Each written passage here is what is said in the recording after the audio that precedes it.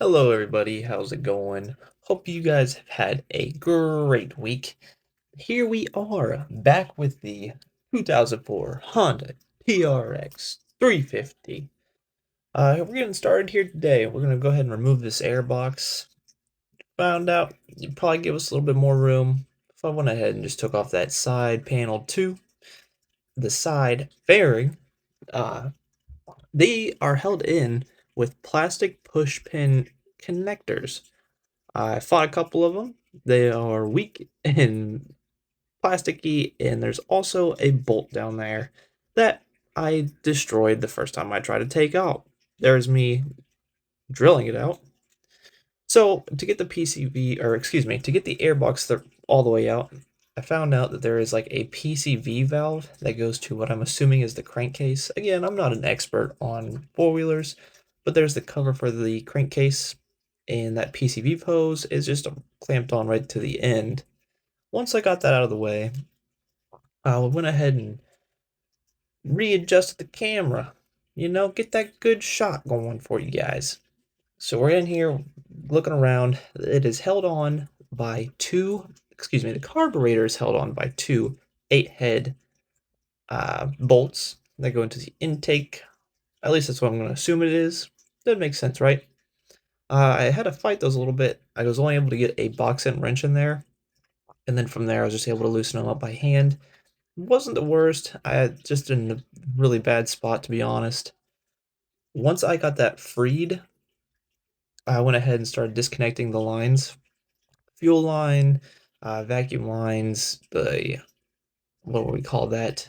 The yeah, the throttle and the choke. That's what it was. I was looking for the choke. The choke is just a screw type fitting, opposite side of the throttle. The throttle's a cable, kind of reminds you of like an old bicycle brake. That's probably about the best way to explain it. And I'll show you guys that here in a second once I get it freed out. Then from there, go ahead and remove the electrical connector, just unplug it. Keep that in mind for later. So there's the flange and the number 8 bolt.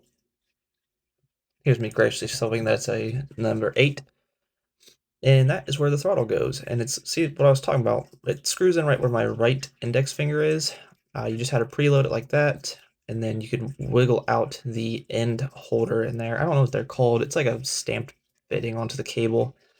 That's where it's screwed in at again.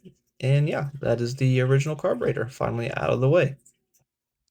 From here, uh, realized it's pretty dirty. I went ahead and gave it a quick little blow down with the leaf blower, get some of that old nasty leaves and dirt and stuff out of there best I can. I went ahead and unboxed the new carb, air cleaner, and fuel filter it came with. Probably going to use that because again it sat outside for 10 years and I don't want to risk it. Also, you have to reuse the original flange, the one right there that I'm pointing at. The new one did not come with that, wasn't a big deal. I think the hardest part of that situation was just unattaching it from the original carburetor. It slides onto the new one. There's like grooves, so you can only put it on one way. Super easy, super simple. Once we get that new flange put back on there, well, not new flange, but you guys know what I mean. Went ahead and reconnected the throttle right there, and then here in a second, you'll see me get what in the heck am I calling that again? The choke, there it is, and that's on the left side there. Then we went ahead and tried to reconnect some of the old lines. The only one I couldn't really reattach was the fuel line, as I had split it perfectly in half due to dry rot. You win some, you lose some. Not that big of a deal, not the end of the world. Went ahead and put the rest of the hoses on best I could with the provided squeeze type clamps.